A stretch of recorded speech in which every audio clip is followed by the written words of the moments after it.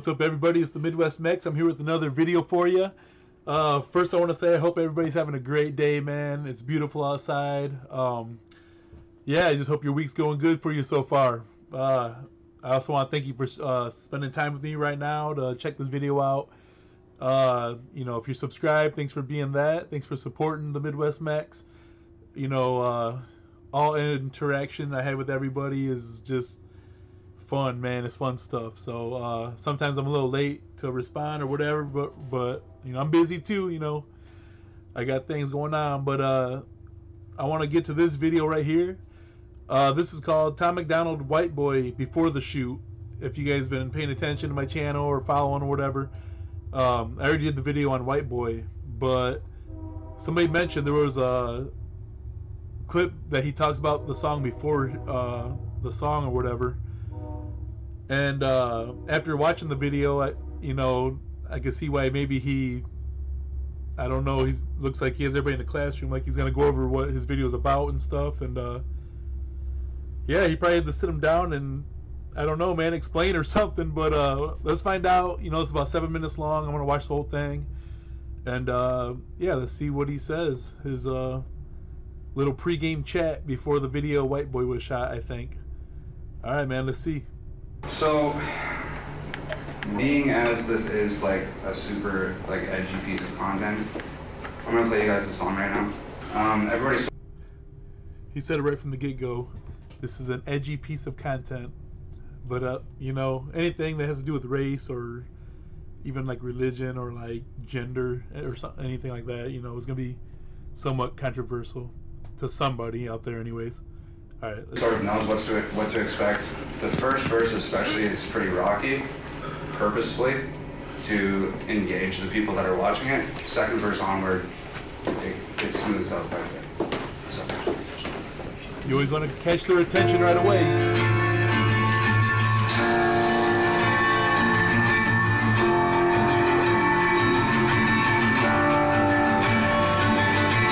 That's pretty much it. All right. How does it feel about it? Everybody okay? Yeah. Yeah. Definitely asking questions for sure. Yeah. Cool. There was one guy to the left over there. I don't know. He was scratching his chin. Usually when I'm scratching my chin, I'm thinking like, who knows what he's thinking? But I just noticed that out of everybody, there was one guy who was kind of like, while everybody else was clapping. Feel free to ask him. That guy. I was just gonna ask, what makes you feel like you need to justify that you're not racist? I don't feel like I do, and I don't really feel like this song is like, I'm not racist, has been said so many times. I'm Canadian, okay, so the social climate in Canada in terms of race relations and that type of thing is completely different than it is here in America. With him saying that real quick, I've always heard that Canada is just a friendlier place. Never been there, so I don't know. You could go there and get slaughtered. Who knows? I doubt it. I'm just kidding, by the way. But you know, I'm just saying that if you ain't never been somewhere, you don't know about it. You know, some of y'all ain't never been to my hometown. You guys don't know what it's about. You know, just like any other hometown. But there ain't really a lot of racism here in my hometowns. I don't know. Anyways. And quite simply put, I wasn't prepared for that how intense the racial shit is out here. Obviously, the roots in America runs far deeper than they do in Canada, so it was pretty eye-opening to come out here, and especially under Donald Trump's administration and everything that perpetuates. It was pretty eye-opening for me to experience that, and because the last two songs I released were targeting the content of mumble rap, so over-sexualization of women, alcohol consumption, Xanax use, overspending, party culture, that type of thing. And because I targeted that content, I had a lot of people, my page went from 1,000 likes to almost 200,000 likes. Wow. Okay, so see, with that said, you just know that he's one of them kind of people that's willing to say things that other people ain't, man, because you know, just for an example, say you're at a baseball game and the umpire is just calling trash, man. And you know, you want to say something, you want to be the one that screams, "Umpire, you're trash," but you just maybe can't get the nerves to do so, man. All of a sudden, you hear out of the left side of you, "You're garbage, ump," or whoever, and you're like, "Damn, yeah," you know, you're rooting them on, man. So yeah, I kind of know what he's talking about there, but yeah, that's crazy. In the course of like 3 months. So there's hundreds of thousands of comments on these videos, and a small portion of them, but enough for me to like, my phone blows up all day.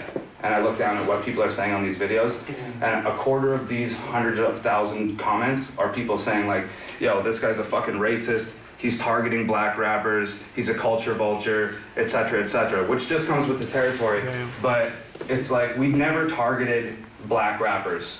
We didn't target any rappers of a particular color, we targeted rappers of a particular content. And there's white rappers, and there's Asian rappers, and there's all types of rappers that talk about that exact same shit. So he's talking about the backlash he gets, man, but there is a lot of people who've done the same thing as him, talked about certain topics, but they got backlash for it, you know. Yeah, man, well, you gotta be brave to do what he does, you know, that's for sure. But he's good at it, that's for sure, man. It's just people take him the wrong way, I think, is what's going on here. So this song was fueled by pretty much the reaction to my last two videos. And it has less to do with me feeling like I need to stand up and say, hey, I'm not racist, and more to do with me feeling like I need to respond to these people that have been saying wild shit on a public forum that is my page for the last 3 months. Gotcha. So it's more of like a culture shock from you moving here and then these people assuming that you're racist. Absolutely. And I mean, my neighbor, some of the stuff he listens to is like, it's straight up, it's anti-white. And it blares from his house all the time. And he talks to me, he's like, yo, you got a problem with this shit? And I'm like, nah, bro, it's music, like, it's all good. So anyways, I had him come over to the house, and I played him this song before I even decided to go through with the video or whatever. And is like very, very, very like pro-black, like very pro-black. And he straight up told me, he said, look, Tom, like, I understand that like you're a rapper and like, yeah, you're one of the good ones and you want to be down with like hip hop culture and da-da-da-da-da-da.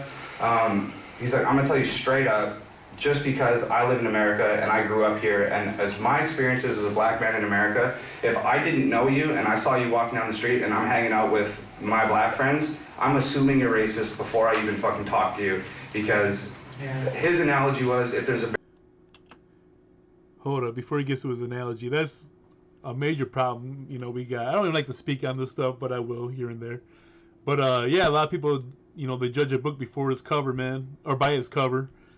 They don't even read the first page, you know, to see what it's about or whatever. So, you know, you gotta be willing to give everybody a chance, man. At least feel them out first, you know, before you decide, you know, I don't like this person or something. And then if you don't, you ain't gotta put them down or nothing like that. You just move on, man. Move on to the next one. You know, just like if you tried like a certain shake, you know, you used to chocolate shakes, you go and you try a peanut butter one, you don't like it. Oh well, move on. Try the strawberry. barrel full of snakes, and half of them are poisonous. I don't have the fucking time to stick my hand in and figure out which ones are poisonous and which ones aren't, because at the end of the day, they all fucking bite. That's what he said to me. And it's and he's my friend, but it's that mindset that a lot of people, and I'm not saying that he's wrong, but it's not something that I relate with, being from Canada. And it's that mindset that a lot of people came to me on Facebook with in response to the mumble rap videos. And at the end of the day, like, that's what I was responding to with this record. You can only read these things on Facebook for so long until it does start touching you on some emotional level, and it does like start to anger you and stuff. So some of this is fueled from anger. I did my best to have it come from an angry place at times, but not a hateful place. But some of it was done intentionally so that people stop and say, well, that's bullshit. He shouldn't have fucking said that. Because the reason this is taking place in a classroom setting is because this is a learning environment, and an environment that incites discussion. Speaking on that, yeah, man, I feel like I'm sitting front row in his classroom, man, as should you guys. But I'll tell you right now, what I like about this guy is that he's just straight up honest, man. And like he's saying, he's from Canada. You know, he doesn't know what it's like in America. He's learning, though. It's opening his eyes. yeah, man, I don't know. Hopefully he's learning what he needs to, and can work with that or whatever, which I think he is. But do your thing, Tom. Speak that truth, boy. So like, I want some of those people to say, hey, this is bullshit, you shouldn't have said that. I need those people.